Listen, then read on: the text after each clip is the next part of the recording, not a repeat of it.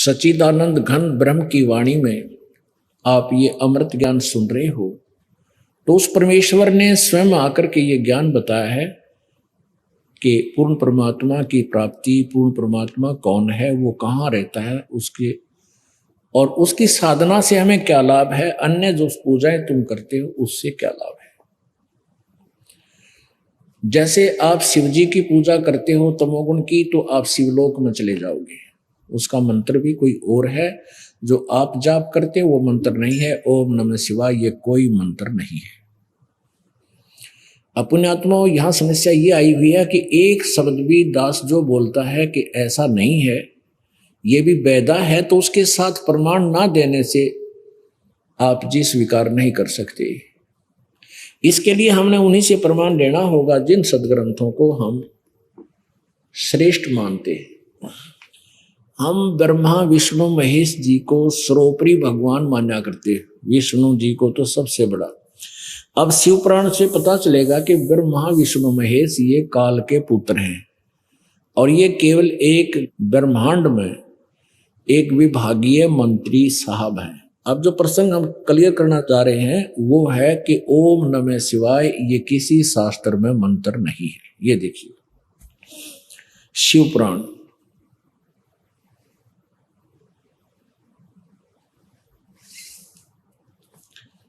यह है शिव पुराण, गीता प्रेस गोरखपुर से प्रकाशित है।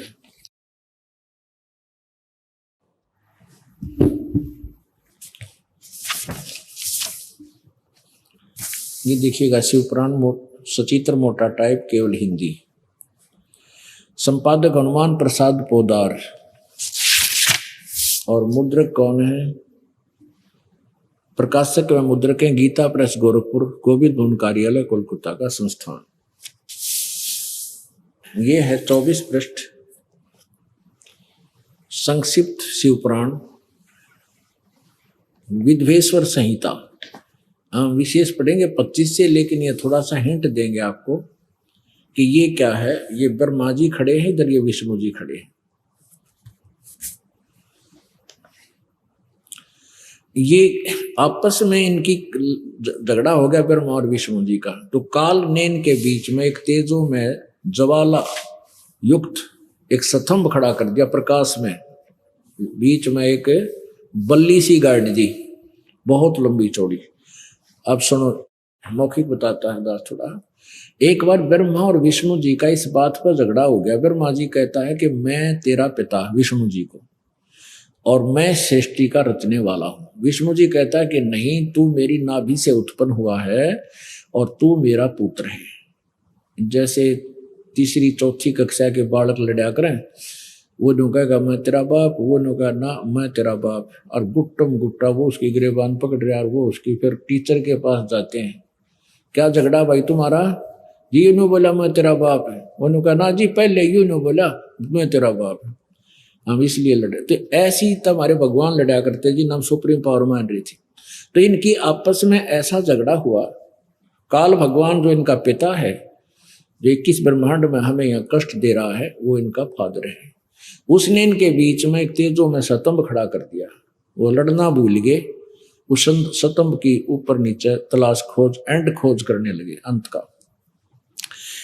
फिर ये काल जो है शिव रूप धारण करके वहां खड़ा हो गया। अब फिर क्या बताता है ये देखिएगा। ब्रह्मा और विष्णु ने पूछा,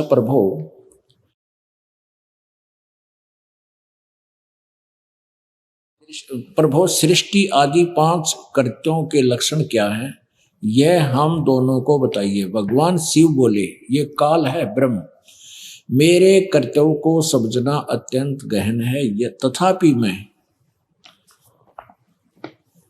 कृपा पूर्वक तुम्हें उनके विषय में बताता हूं।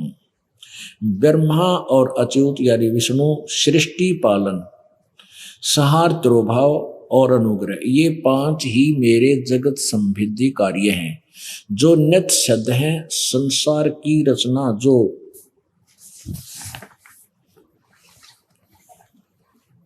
आरंभ है उसको सृष्टि कहते हैं, सर्ग या सृष्टि कहते हैं। नीचे देखो, अब ये शिव रूप में प्रकट काल बोलता है ब्रह्मा और विष्णु को, पुत्रो तुम दोनों ने तपस्या करके प्रसन्न हुए मुझ परमेश्वर से सृष्टि और सतिथि नामक 2 कृत यानी ये जॉब प्राप्त किए हैं, ये दोनों तुम्हें बहुत प्रिय हैं। इसी प्रकार मेरी विभूति स्वरूप रुद्र और महेश्वर, अब ध्यान रखना ब्रह्मा और विष्णु रुद्र और महेश्वर ये बोलने वाले से अलग हैं, ये बोलने वाला काल है, ब्रह्म है, ये मैं 2 अन्य कृत संहार और त्रोभाव मुझसे प्राप्त किए, परंतु अनुग्रह नामक कृत दूसरा कोई नहीं पा सकता। रुद्र और महेश्वर अपने कर्म को भूले नहीं है, इसलिए मैंने इनके लिए अपनी समानता प्रदान की है। यानी जो रुद्र और महेश्वर उस काल जैसी शिव जैसी वेशभूषा में रहते हैं। रुद्र और महेश्वर ब्रह्मा विष्णु से न्यारे हैं, यो जिसमें शिव के हैं यो तमोगुण, तो ये काल के पुत्र हैं, रुद्र भी महेश्वर भी और ब्रह्मा भी और विष्णु भी। तो कहता है रुद्र और महेश्वर को मैंने अपने जैसी ही वेशभूषा वाहन त्रिशूल आदि मैंने वही प्रदान कर रखे। अब देखना वे रूप वेश कृत वाहन आसन और आयुध आदि में मेरे समान ही हैं। अब यहां प्रकट देखना, जो प्रश्न करना है हमने, जो समाधान करना है वो ये है, मैंने पूर्व काल में, ये ब्रह्मा विष्णु महेश से और रुद्र से जो 5वां है वो बोल रहा है काल ब्रह्म, मैंने पूर्व काल में अपने स्वरूप भूत मंत्र का उपदेश किया है जो ओंकार के रूप में प्रसिद्ध है। ओम वह महामंगलकारी मंत्र है। सबसे पहले मेरे मुख से ओंकार ओम प्रकट हुआ जो मेरे स्वरूप का बोध कराने वाला है। ओंकार वाचक है, मैं वाच्य हूँ, यह मंत्र मेरा है, स्वरूप ही है। प्रतिदिन ओंकार का निरंतर स्मरण करने से मेरा ही सदा स्मरण होता है। ओम का जाप ब्रह्म का जाप है।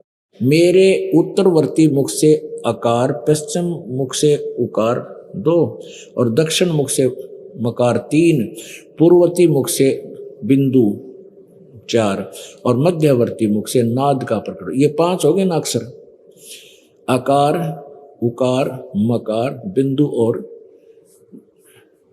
नाद, ये 5 हो गए। इन 5 से ओंकार शब्द बना। इन्होंने क्या अड़ंगा डाल दिया देखिए। इस प्रकार 5 अवयव से युक्त ओंकार का विस्तार हुआ है। इन सभी अवयव से एकीभूत होकर यह ओंकार नामक एक अक्षर हो गया, जो गीता जी धर्मराठ के श्लोक नंबर 13 में आपका यू काम आओगा कि ओम इति एक अक्षरम ब्रह्म व्यवहारन माम अनुसमन यह प्रयाति तजन देहम सयाति परमाम गति। ये काल बोल रहा है, ब्रह्म बोल रहा है। अच्छा, इन्होंने क्या डंगा कर दिया, ये देखो ओम नमः शिवाय, यह 5 अक्षर मंत्र है, यही उड़ा दिया डंगा। वो तो कहता है इस ओंकार में ही 5 अक्षर हैं, 5 हैं। देखो मेरे उत्तरवर्ती मुख से अकार, पश्चिम से उकार और दक्षिण से मकार 3 और चौथा बिंदु 5वां नाद, ये 5 अक्षर से बना हुआ एक अक्षर ओम है। इन सभी अवश्य एकीभूत होकर ये तो कहता है मेरा एक ओम मंत्र बना। हरियो नौके हैं कि अकार मकार कर्म से प्रकाश में आए और ओम नमः शिवाय, ये 5 अक्षर मंत्र है। यो आड़ंगा डाल दिया अपनी मनमुखी सोच वाला ने। ये भोली आत्मा तो संस्कृत तो पढ़ नहीं सके हम, और ये हिंदी अनुवादित ओम नमः शिवाय यो घोटन लाएगी। और यो कति मंत्र नहीं है, व्यर्थ मंत्र है। अब यहां आपको दिखाते हैं, अब ये तो केवल हिंदी है, अब आपको संस्कृत वाली में दिखाते हैं, जिसको संस्कृत इंक्लूड है जिसमें, वो दिखाते हैं। शिव महापुराण हिंदी टीका सहित भाग 1, और ये कहां से प्रकाशित है? श्री शिव महापुराण, इसके विद्या अवरिधि पंडित ज्वाला प्रसाद जी मिश्रकृत हिंदी टीका सहित खेमराज श्री कृष्ण दास प्रकाशन बंबई से यह प्रकाशित है।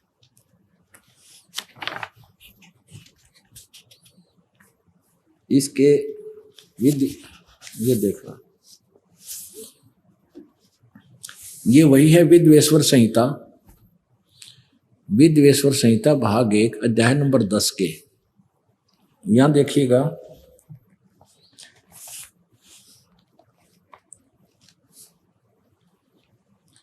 ये वही जो का जो प्रकरण है, इसमें प्रश्न नंबर 19 है, ये 18 से सुनाते हैं आपको। यहां से ये श्लोक प्रश्न नंबर 18 विद्वेश्वर संहिता है, शिव पुराण विद्वेश्वर संहिता अध्याय 10 का, और प्रश्न नंबर ये आप 18 पढ़ोगे। यहां देखना, हे पुत्रो, यह कृत आपने तप से प्राप्त किया है जिसको सृष्टि, उत्पत्ति और पालन कहता है, सो मैंने प्रसन्न होकर तुम्हें दिया। अब आगे देखो, हमने तो अपना वास्तविक उद्देश्य उसको पूरा करेंगे। ये 19 पृष्ठ पे है, विद्वेश्वर संहिता अध्याय 10।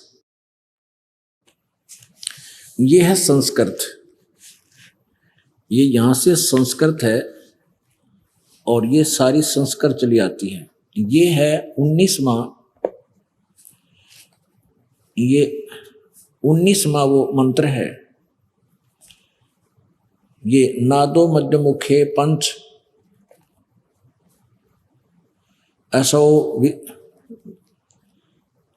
विजरत भित एक ही भूत है पुनस्त द्वयो ओम इति एक अक्षरो भवत। ये है ओम इति एक अक्षरो भवत, इसका संधिच्छेद ऐसे होता है। इसका ये हिंदी में और कितना भी नहीं लिख रहा है क्या, ओम नमः शिवाय संस्कृत में कितना देख लो आप, कितना ओम नमः शिवाय नहीं है, कितना भी।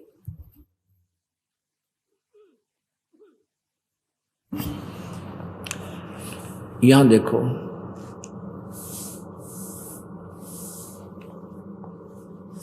ये यहां ये क्लियर करता हुआ रहा है, यह मेरा मंत्र सोई निज मंत्र है,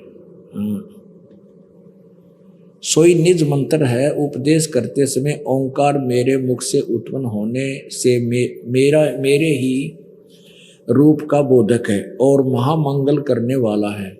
यह वाचक है और मैं वाच्य हूँ। यह मंत्र मेरा आत्मा है, इसके श्रवण से मेरा श्रवण होता है। अब इशारा विवरण दे रहा है यहाँ पर। उत्तर के मुख से अकार, पश्चिम के मुख से उकार, दक्षिण के मुख से मकार, पूर्व के मुख से बिंदु और मध्य के मुख से नाद उत्पन्न हुआ। इस प्रकार 5 प्रकार से निर्गत हुआ यह सब एक होकर ओम ऐसा एक अक्षर हो जाता है। अपना तो कहीं भी नहीं लिखा, यह सब नाम रूपात्मक वेदभूत होने दोनों कुल अर्थात स्त्री पुरुष भेद से भौतिक शरीर वर्ग के देवा दो का भेद वाला है और इसी मंत्र से व्याप्त और शिव शक्ति का बोधक है, विश्व शिव शक्ति का बोधक है। और इसी ओंकार से सब जगत का बोधक परवण मंत्र उत्पन्न हुआ है। अकार आदि अर्थात अकार से, नकार से, मकार से सभी एक ही बिंदु से व नाद से यह प्रकट हुआ है। इसमें कितने भी ओम नमः शिवाय का जिक्र भी नहीं है। मैं ये कहना चाहता है दास, उससे ये 5 सब वेद उत्पन्न हुई, तो आगे मंत्र वेद, तो ये है संस्कृत जिसका वो अनुवाद वहां पर आपने पढ़ा। इसमें एक ही भूत है पुरुष द्वो ओम इति एक अक्षरो भवत है, इसका है ये अर्थ। ये 19वां या 18वां खत्म हुआ। यहां देखो, ये जहां से 18वां समाप्त होता है ये मंत्र, मध्य के मुख से नाद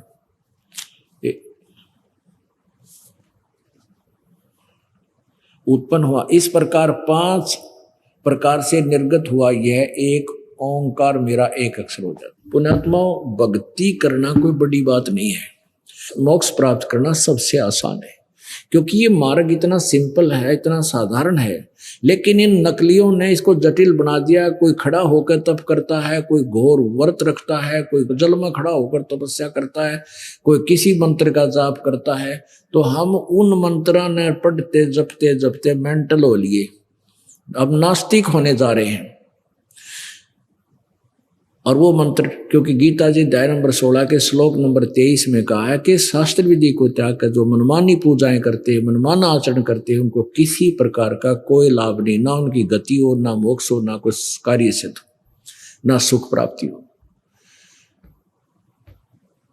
तो पुण्यात्माओं, ये नकलिया ने इन अनुवाद करते समय अपनी सोच घसोड़ दी। ओम नमः शिवाय बोला, ये 5 मंत्र का हो गया, तरह वो क्लियर कर रखा ऊपर, अकार मकार उकार बिंदु और ये मिलकर के 5 अक्षर का एक पूर्ण मंत्र बनता है, इसके अतिरिक्त कोई मंत्र ही नहीं है।